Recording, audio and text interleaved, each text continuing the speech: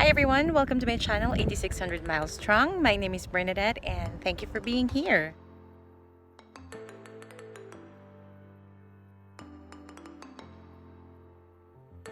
So I'm not home today. We decided to drive to Reno, Nevada for the weekend, and I wanted to shoot this impromptu video just for a change of scenery and so I can show you around, look how pretty that is, and also to talk about something that's very timely and very relevant. You guessed it right, I'm talking about COVID-19. And as much as I don't want to contribute to the clutter, I think this is one of the most common questions that I get these days from my family back home, from my friends in Malaysia, and my other family in Dubai, UAE. So excuse the audio, there might be some wind in the background. I'll try to talk as clear and as loud as possible. California is one of the states that has the most cases of corona. I believe as of yesterday, May 8, we are at 62,000 cases and 2,500 deaths, which is terrible. And that reminds me of something that I heard from a meeting earlier this week. The speaker was saying about how we are going through the same storm, but we're definitely in different boats. I repeat that. The speaker was saying about how we're in the same storm, but we are definitely in different boats. And I couldn't agree more. This is sorry for the wind. This is an unprecedented event. This is an unprecedented situation. A lot of things are uncertain. A lot of things are new to everyone, and we don't know how to deal with this. Which brings me to the three things that I keep in mind while we are in this quarantine, while we are going through this. Everyone is a unique individual who deal with stress, with threats, with fear differently. And more than ever, we should be more respectful, more sensitive about everybody's feelings, everybody's emotions, everybody's reactions, and even actions, really. I know that it's hard right now because there's opposing sides and there are a lot of things on the line. But these three things that I wanted to share to you keeps me grounded and keeps me somehow sane amidst everything that's happening. So let's go one by one. For the first thing, I try to always acknowledge everything that I hear, everything that people tells me, whether they're family, their friends, whether it's in social media or people I meet in the grocery or whatnot. So acknowledging someone's emotions, someone's feelings, doesn't mean that you have to necessarily say yes or agree to what they're saying, but acknowledging just means that you're respecting that what they're feeling, what they are experiencing is valid. And that's the first step in showing respect, showing mutual respect. An emotion is either right or wrong, but it is valid, it is true, and a person can be scared or fearful or anxious about everything that's happening, but another person might be a little okay. Someone might be fearful for their job, their livelihood, their kids, but another person might be really seeing this in a different light, enjoying the time they have with their families, with their friends. And again, it's a case-to-case basis that it's so hard to be too hard on people. That brings me to my second point, which is to never assume. I don't want to assume that a person is having it too light or too easy or too rough or too whiny.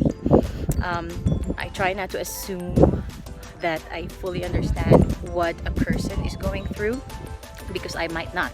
For example, the situation in the Philippines is totally different from our situation here.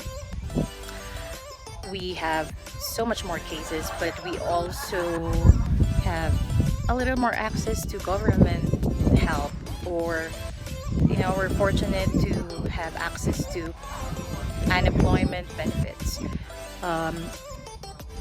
It might not be the same in the Philippines. Every time that I talk to my mom, every time that I turn on the news and look for local news in the Philippines. It seems to be getting worse and worse every day, and that's really scary. But I can't really say that I fully understand, because I might not be grasping it 100%, just because it's so far from here and I'm not in the middle of it. We don't have curfews here, we don't have strict quarantine. We call it shelter in place, but shelter in place is really more of a voluntary rather than being enforced. So we still wear masks, we still do social distancing, but it's not like we have a curfew or we have specific days to go out for groceries. We can still do walks, we can still be out in nature, which is really, really nice, and I'm very thankful for that. So these are the things that not a lot of people back home, or not even, you know, my family in the UAE, they're not experiencing that at all. They're more restricted there. So it's a case-to-case basis, so I don't try to assume. I have this one friend who posted about how she was called out on posting photos of her food and stuff that she baked online, and that made her feel bad. And I felt really terrible for her because she's a very nice person. I know that she is living alone. She's in her 40s or 50s, if I'm not mistaken, and she is dealing with loneliness every day. And if that's how she copes up with loneliness, if cooking and baking makes her feel good, then who are we to tell her it's not a good thing to do? Plus, we only see what, 20% of your life of her life in social media. We don't even know what she's doing on the side, or if she's doing something to help the community, to help her family, her friends, people around her, which in the end she explained that she's been doing, but she doesn't owe us an explanation. She doesn't owe anybody an explanation. I reached out to her and just told her, you know, if that makes you feel good, feel stronger, feel better during this very difficult time, please go ahead and cook, bake, and, you know, enjoy whatever it is that makes you feel better at this point.